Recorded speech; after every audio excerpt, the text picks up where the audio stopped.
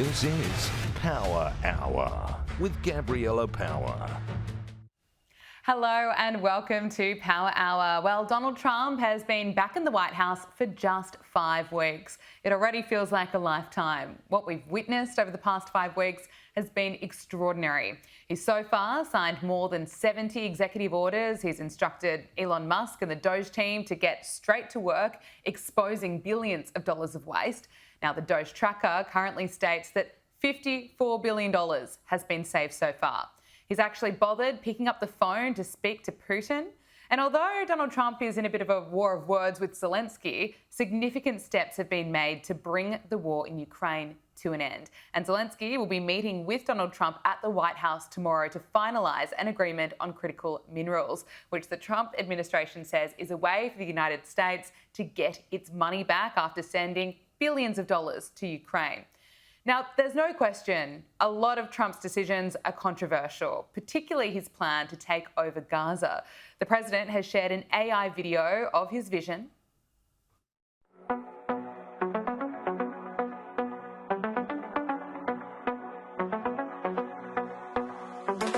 Donald is coming to set you free, bringing the light for all to see. No more tunnels, no more fear. Trump Gaza is finally here. Trump Gaza shining bright, golden future, a brand new life. Feast and dance, the deal is done. Trump Gaza, number one. Trump Gaza shining bright, golden future, a brand new life. Feast and dance, the deal is done. Trump Gaza, number one. What? I was absolutely shocked when I saw this, lost for words. It is just so hard to imagine, especially when you look at what the reality is like in Gaza at the moment, being run by terrorists.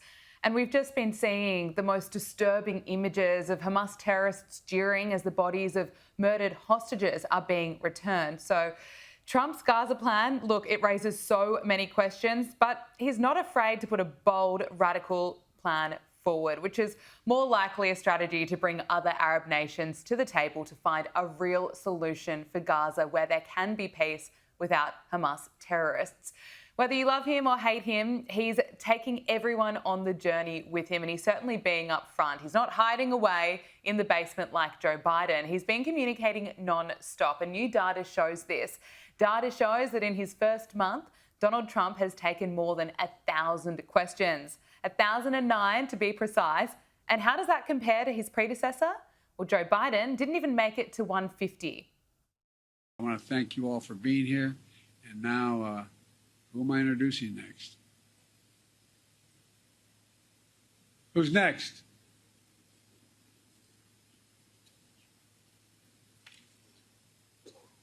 Distinguished guests, the Prime Minister of the Republic of India. How many times did we have to witness moments like those where Joe Biden had no clue what was going on or what he was even saying? America is a nation that can be defined in a single word. I was going to I signed the PAC Act into law. He had tied that fall. He decided to look. I shouldn't get into this. I'll lead an effective strategy to mobilize true international effort to pressure. We cannot get reelect. We cannot win this reelection. We can only reelect Donald Trump. And it appears that journalists from left-wing media outlets have finally caught on. There was a major scandal there. And after many years, and now that Joe Biden's out of power, they're finally going to bring you the news that journalists here at Sky News have been bringing you for years. CNN anchor Jake Tapper is co-authoring a new book, Original Sin, detailing the former president's mental decline and the efforts to cover it up, which is interesting, coming from someone who, while Joe Biden was president, insisted that there was no mental decline and no cover-up. Is very clearly a cognitive decline. Okay. That's what I'm referring to. It makes me uncomfortable. You have no. That's so amazing. It's so amazing to me that try and figure out an answer. A cognitive decline. Well, you're trying to tell me that what I was suggesting was. I think that you were mocking his stutter. Yeah, I think you were mocking his stutter, and I think you have absolutely no standing to diagnose somebody's cognitive decline.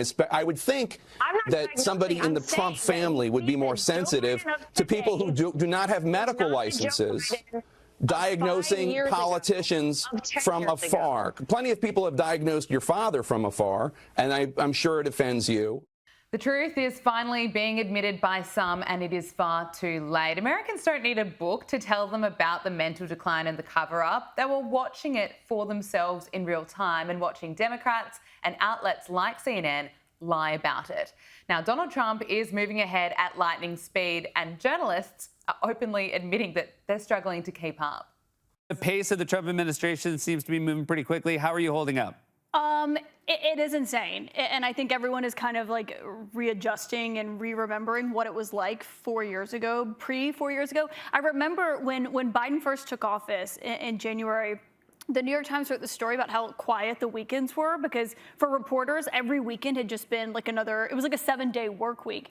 And now we're back to that, basically, where it's just essentially nonstop every day. You kind of wake up like not knowing what you're going to be doing, what the schedule is. I was walking to get breakfast one day this week. I was like, okay, I'm going to have a nice little breakfast before I go to work.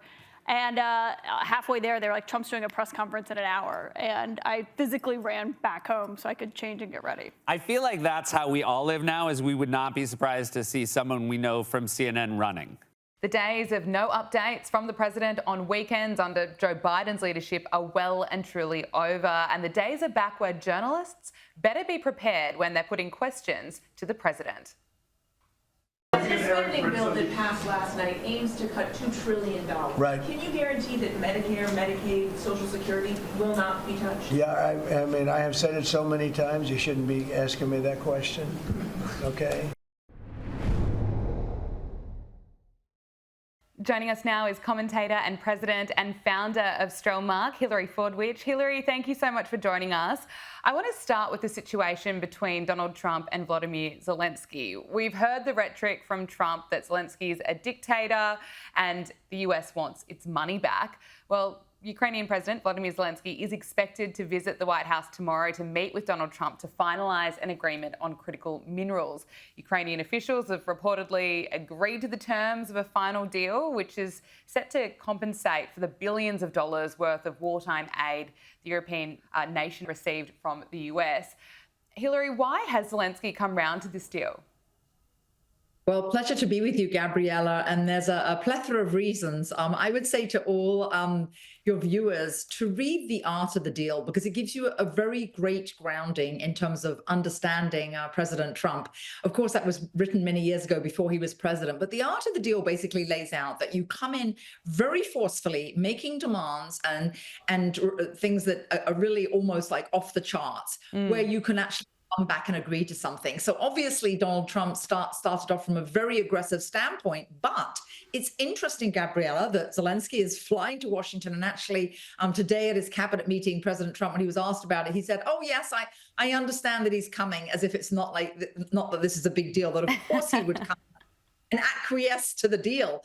But what's very important about this, Gabriella, and particularly in contrast to the Biden administration, is the Biden administration basically just threw funds at the Ukraine without them being actually any agreement about repayment, where Europeans have actually given those as a loan.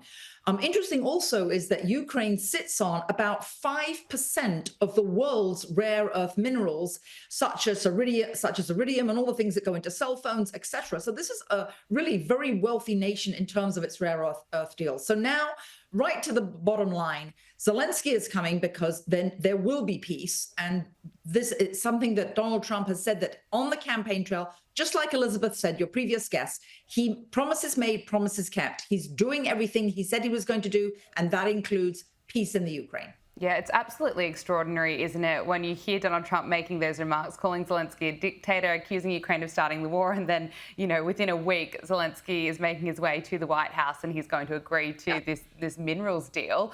What will it do for relationships between Ukraine and the US? And I suppose a lot of Americans would be really happy to see this deal through. Yes, absolutely, because this is the American taxpayers' money going to Ukraine.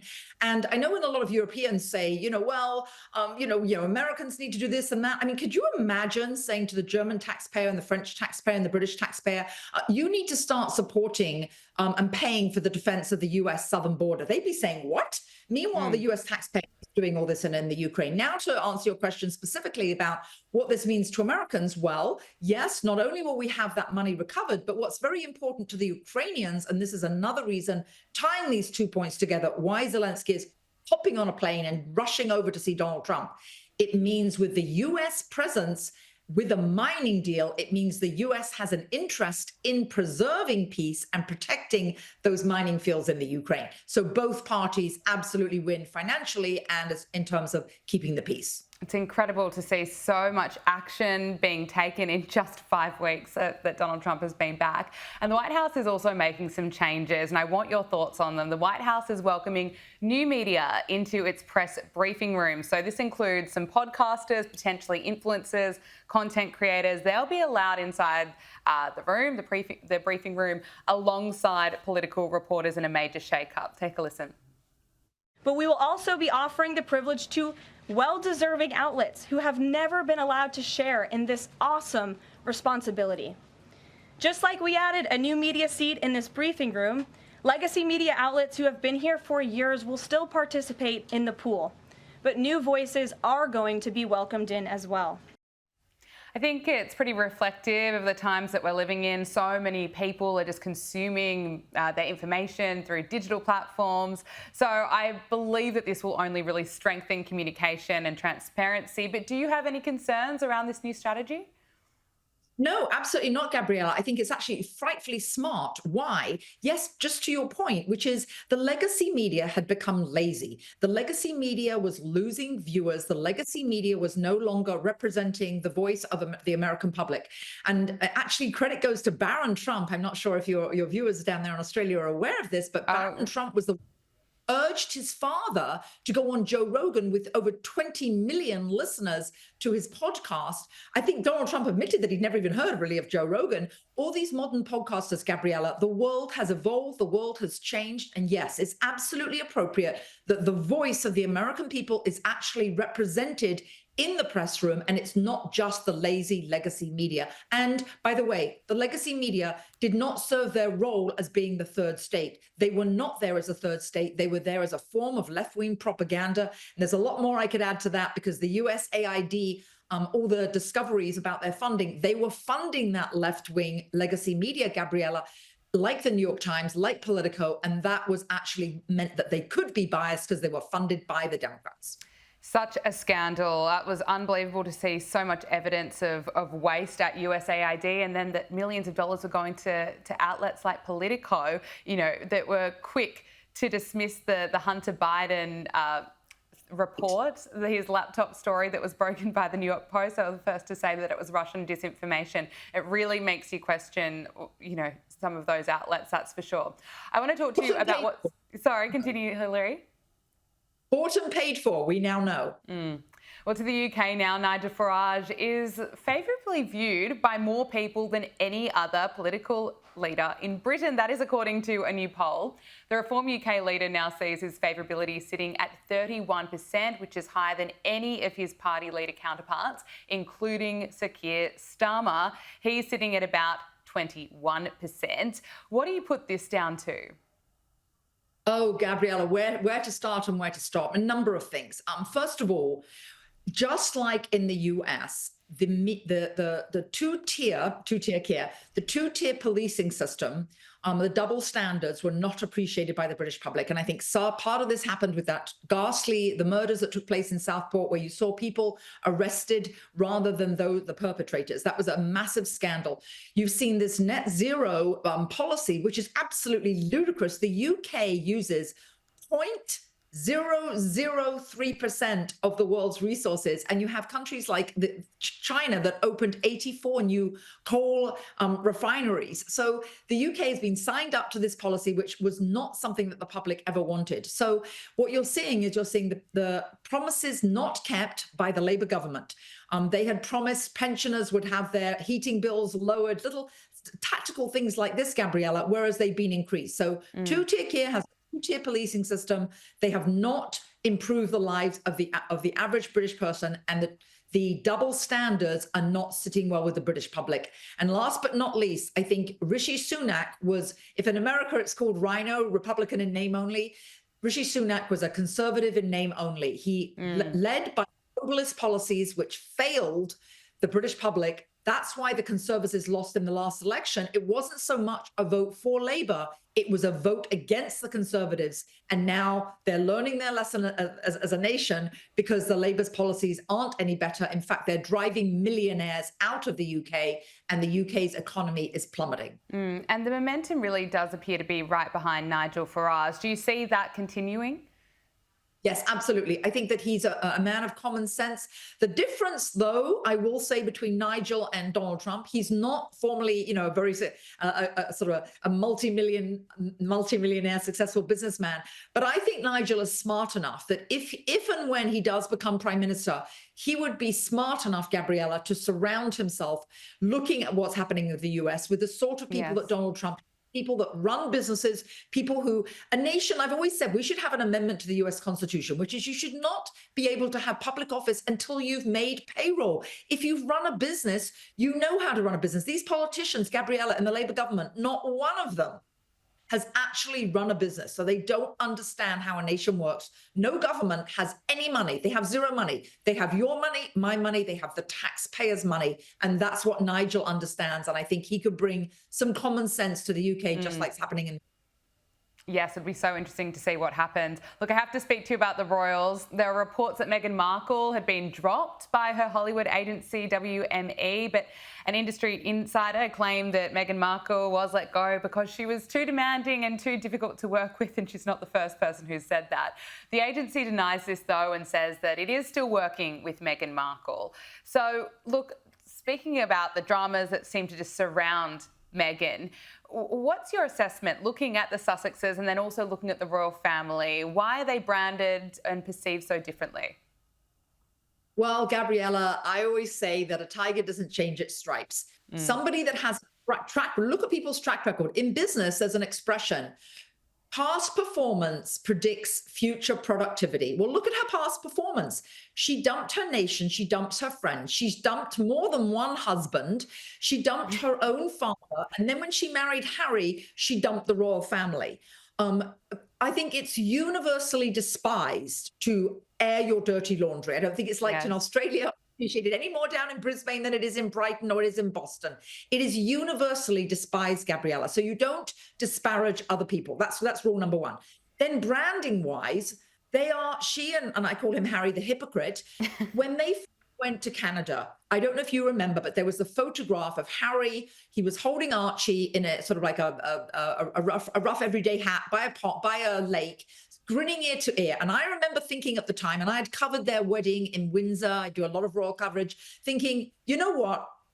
It's not what we all wanted, it's what they want. And they're going to live this quiet life by a lake. All right, that's what they said they wanted. And then Gabriella, Harry the hypocrite and his wife went to Hollywood, hired 3 PR agencies, and look at almost everything they've done. It's been hypocritical. The public doesn't like hypocrites. Find me the Australian who says, oh no, I really love hypocrites, actually.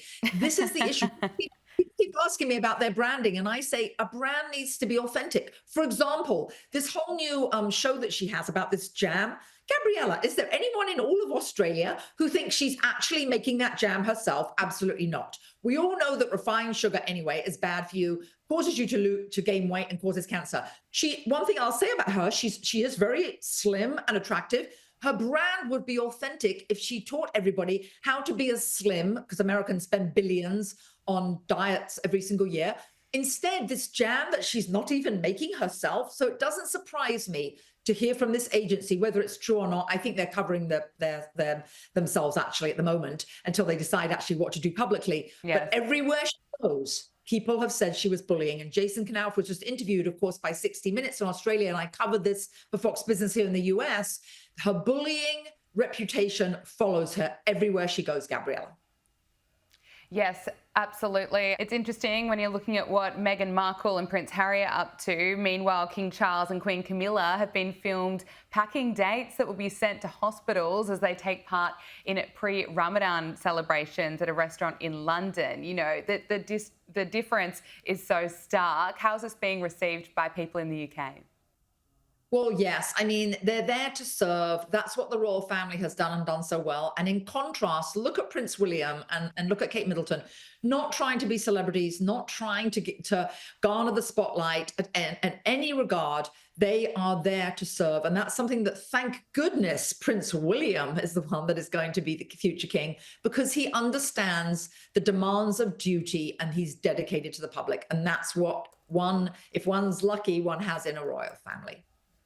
Hilary Fordwich, the president and founder of Strelmark, thank you so much for joining us on Power Hour. It's been brilliant to speak with you. Pleasure. Absolutely, Gabriella. Joining us now is comedian and host of Prime Time with Alex Stein. Alex, great to see you. I have some news for you. The Democrats, they're coming back, and I'll tell you why. According to Democratic strategist James Carville, the Trump administration is about to collapse. And this is what I believe. I believe that this administration, in less than 30 days, in the midst of a massive collapse, in particularly a collapse in public opinion.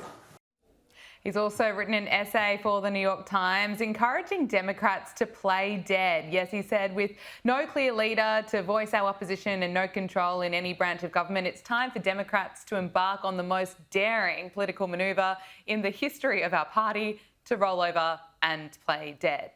Wow. You know, are you as blown away as I am? Should Trump's team watch out with all those Democrats playing dead? Well, first of all, I have to address the elephant in the room. I took some of RFK's methylene blue, so that's why my teeth are blue, Gabriella. I'm such an idiot. I forgot that I'm coming on here right before the show. I did this as a joke on my show, so I wanted to address that. But James Carville is an idiot. The guy, supported the Clintons throughout all of their controversy. So, I mean, is he a good political strategist? I guess, but is he 100% wrong when it comes to the Trump, absolutely imploding in 30 days and the government shutting down? Yeah, that's just provably false. Well, I also have to speak to you about what's going on at MSNBC. It was a sad day for one of the most unhinged commentators on American television, with Joy Reid losing her show, The Readout. She made her mark, of course, by providing divisive commentary and labelling Trump supporters as Nazis and racists. And this was some of her finest work, taking issue with white male tears. In America, there's a thing about both white vigilantism and white tears, particularly male white tears. Really white tears in general, because that's what Karens are, right? They Karen out, and then as soon as they get caught, it's like, bring waterworks. White men can get away with that too. And it has the same effect. Even as the right tries to politicize the idea that masculinity is being robbed from American men by multiculturalism and wokeism, they still want to be able to have their tears. Joy Reid shared a video of herself in tears after the show was cancelled, insisting that her program had value. And some of her colleagues have expressed their outrage over the decision to cancel her show. And Rachel Maddow told her audience that we still all have a lot to learn from Joy Reid, and she suggests that Joy Reid lost her job because she's not a white woman. I do not want to lose her as a colleague here at MSNBC, and personally, I think it is a bad mistake to let her walk out the door. It is not my call, and I understand that, but that's what I think. I will tell you, it is also unnerving to see that on a network where we've got two non-white hosts in primetime, both of our non-white hosts in primetime are losing their shows, as is Katie Fang on the weekend. And that feels worse than bad. No matter who replaces them. That feels indefensible. Alex, what do you make of all this? I mean, she's essentially suggesting that management made this decision because they're a bunch of racists and it had nothing to do with network ratings. Yeah, MSNBC should be ashamed, because you work in television. I work at a media company that plays.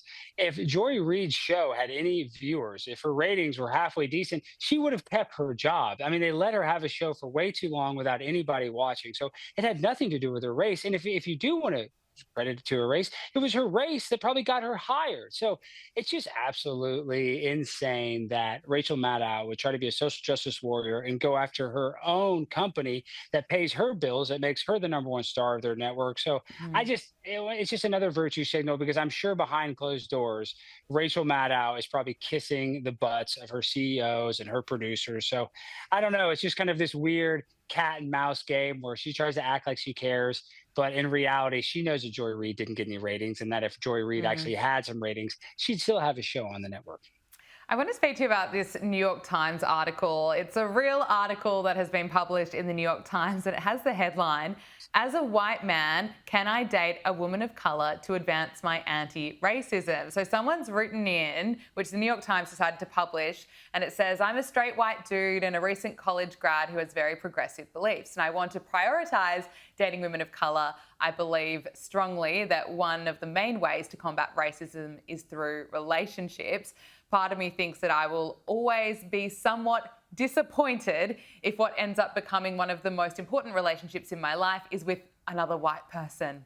If someone is a woman of colour, that checks a box for me in a real way. I'm seeking to be anti-racist in all of my relationships." And the New York Times replied, "Although you're not objectifying your hypothetical partner, you are just a little instrumentalizing her. And that's not to say you aren't entitled to pursue this campaign of strenuous self-optimizing." I mean, Alex, it's pretty easy to simply not be a racist. Is this what kind of content New York Times readers want? Why is New York Times publishing this?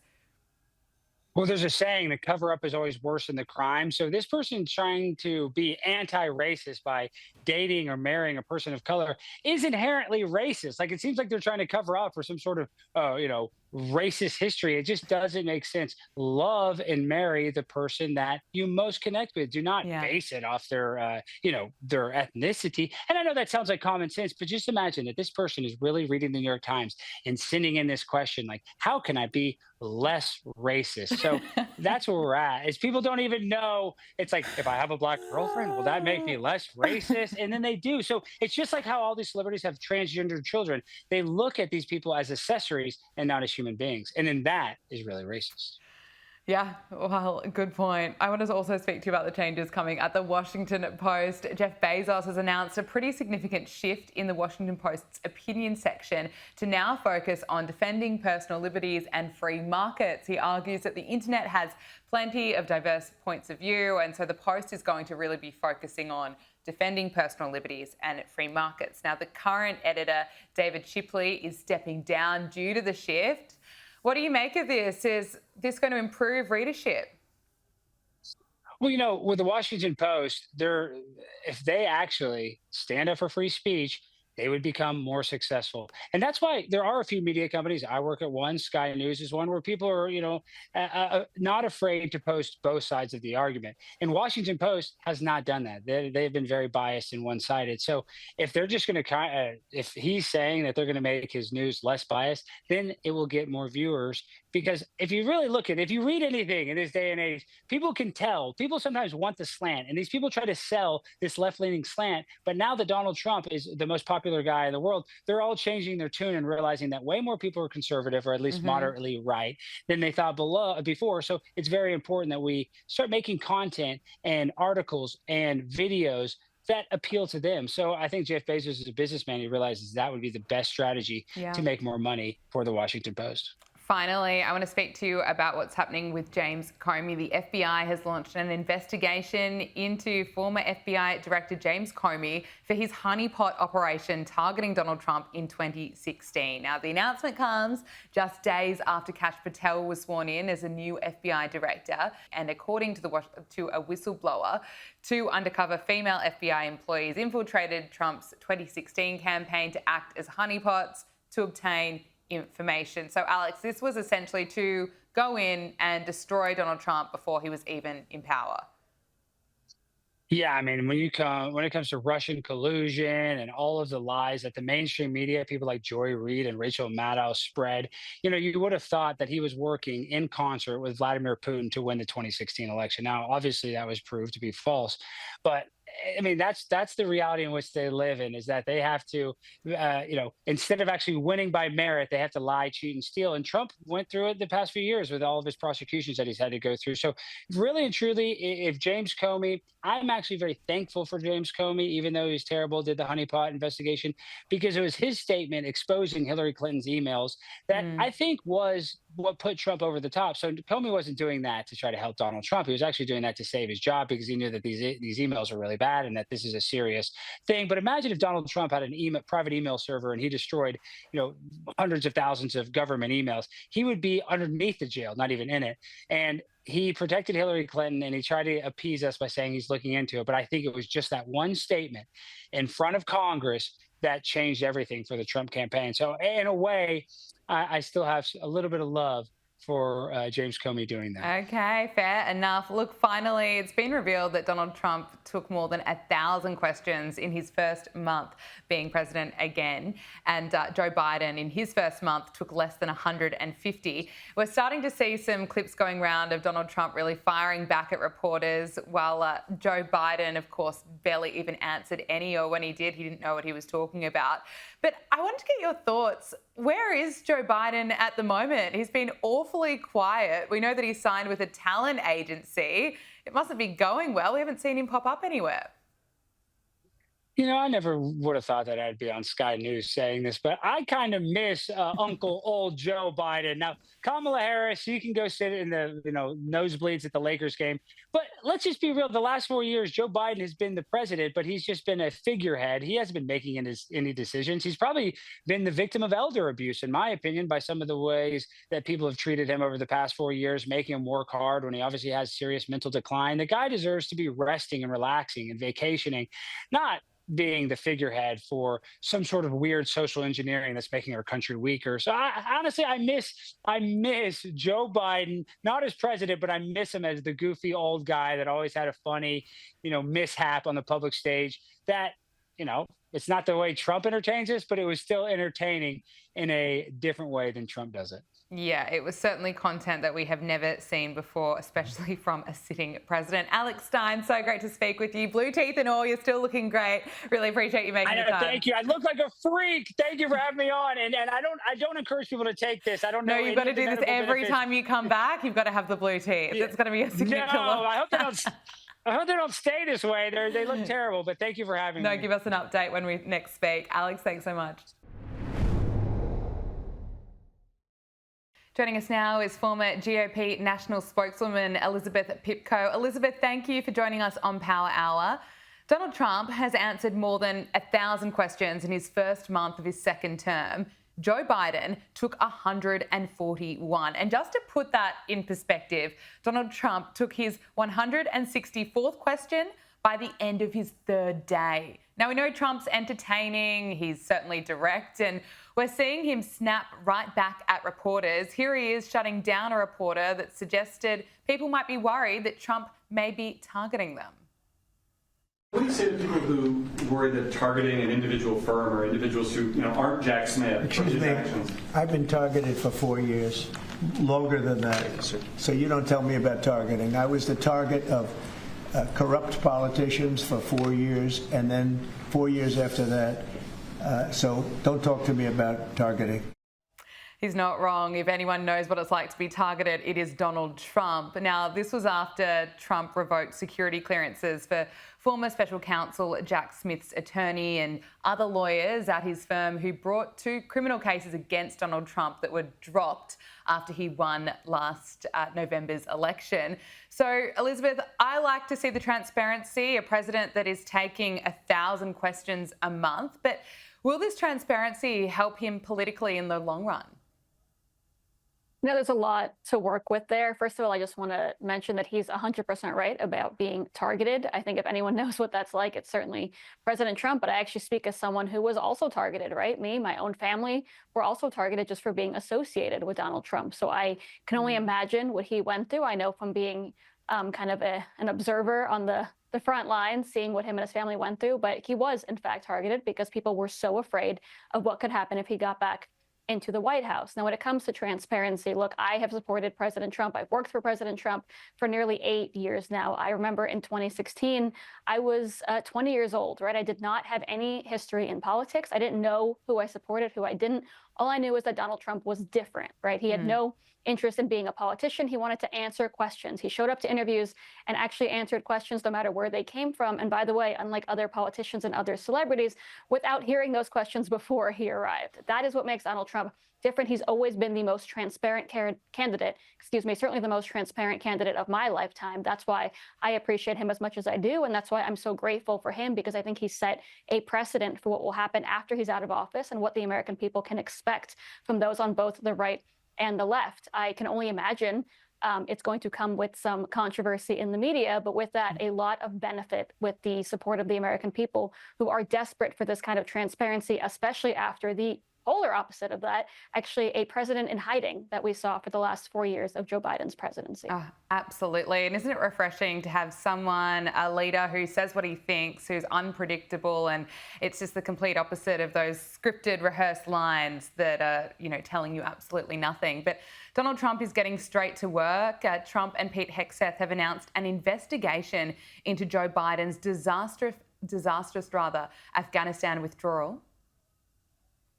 Have all the generals or command staff that were involved with the withdrawal been fired or relieved of duty? Well, that's a great idea. I'm not going to tell this man what to do, but I will say that if I had his place, I'd fire every single one of them. That's a very good question. Well, it's a question we've thought a lot about. We're doing a complete review of every single aspect of what happened with the botched withdrawal of Afghanistan, and plan to have full accountability. It's one of the first things we announced at the Defense Department for that reason. So we're taking a very different view, obviously, than the previous administration, and there will be full accountability. We need those answers. We needed them years ago, and the suggestion is that mass firings will take place for people who are involved. What can we expect? Well, look, it's interesting that this is controversial, right? After what happened in Afghanistan, you would have assumed that people on the left and the right would have supported an investigation and certainly the firing of those that were responsible, right? When you lose American service members, when you lose them in this way, you should have to be investigated. You should have to pay for that. The fact is, Joe Biden and his administration had no interest in looking into this disastrous withdrawal because that would have done poorly for him when it came to his political future. He was running a campaign and he was more focused on trying to beat Donald Trump in the next election than being the president the day that he was there, the day that these service members unfortunately passed away. So I think it's very, very sad to know that this is what happened. And I think it's unfortunate we're at a time where things are so politicized that this is controversial. Every American would agree this should be investigated, and every American would agree, I think, that when something like this happens, those that are responsible have to come out, tell us what happened, and walk away from the job because they failed not only these 13 service members, but the American people in the eyes of the world. So obviously this should not be controversial. Obviously this should be investigated, and it is shameful that it wasn't under Joe Biden's administration because, again, he was focused on winning. He did not want poor headlines. He didn't want anyone to even remember this botched withdrawal, which is why he and his administration did not mark the anniversary. It was more about political points, not about serving the people.